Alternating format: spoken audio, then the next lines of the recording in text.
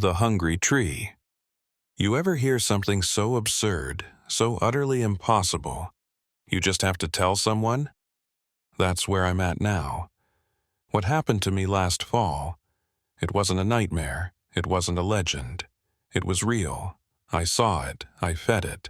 And it's still there, waiting. I was sent to a remote property in the middle of nowhere, deep in the mountains of Luzon, to appraise a parcel of inherited land. I'm a surveyor. It's boring work usually, just trees, rocks, silence. But this was different.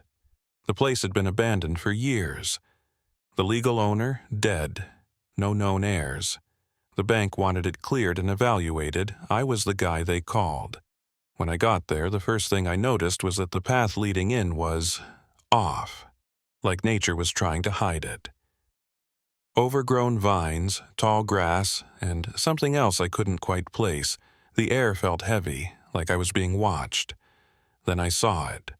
At the center of the property, towering above everything else, stood the tree. It was massive, old, twisted.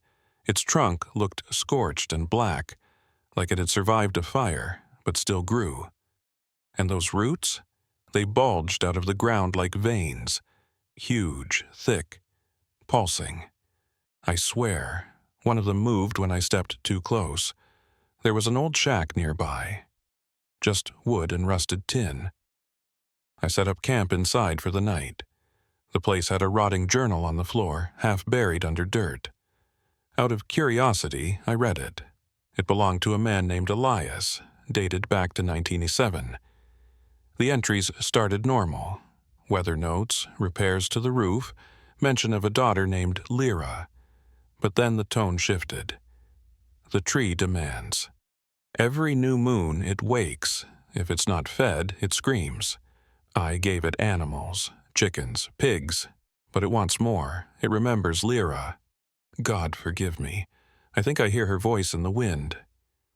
I thought it was the ramblings of a madman, until night fell. Around midnight, I was jolted awake by a sound I can't forget. It wasn't wind. It wasn't an animal. It was wailing. Human. Female. And it was coming from the tree. I ran outside with my flashlight. The beam caught something wet, glistening on the bark. I got closer and realized there were faces. Human faces. Twisted in agony. Fused into the bark like grotesque masks. I stumbled back. I wanted to run. But the ground, the roots, tripped me. They wrapped around my ankle. And then the tree whispered. Not in words, in thoughts, in hunger. It was alive, and it was starving. I broke free and bolted back to the shack. I tried calling for help. No signal. Of course, I was completely cut off. I didn't sleep. By morning, I wanted to leave, but the only road in had collapsed overnight. Washed out, like something didn't want me to go. And that journal, I read the last entry again.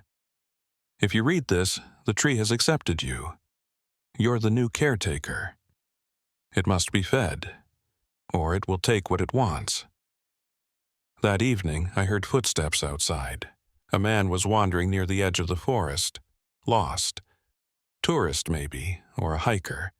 I shouted at him to leave, to get out, but he didn't listen. The roots moved again. Fast this time. Like snakes, they grabbed him. I watched, frozen in place, as he was dragged to the tree. Screaming, pleading, and then silence. The bark rippled. Another face joined the rest. I stayed one more night, out of fear, out of guilt, I don't even know. But in the early hours, the tree whispered again. Louder. Clearer. You belong to me now. I ran. I ran through thorns, over rocks, bleeding and breathless. I followed the river down the mountain, ignoring the pain in my legs, ignoring the voices that called my name from the woods. I didn't stop until I hit the main road and collapsed in front of a delivery truck. The driver thought I was insane. Maybe I was. They never found that man. No trace. Just his backpack, lying at the foot of the tree. And me? I didn't tell the police everything. Just said I got lost. No one would believe the truth. But you should know this. The tree is still there, still waiting, still hungry. And if you ever find yourself in the mountains, and you hear crying in the wind, don't answer. Don't go near the tree, because it remembers every face, and it's always looking for the next one.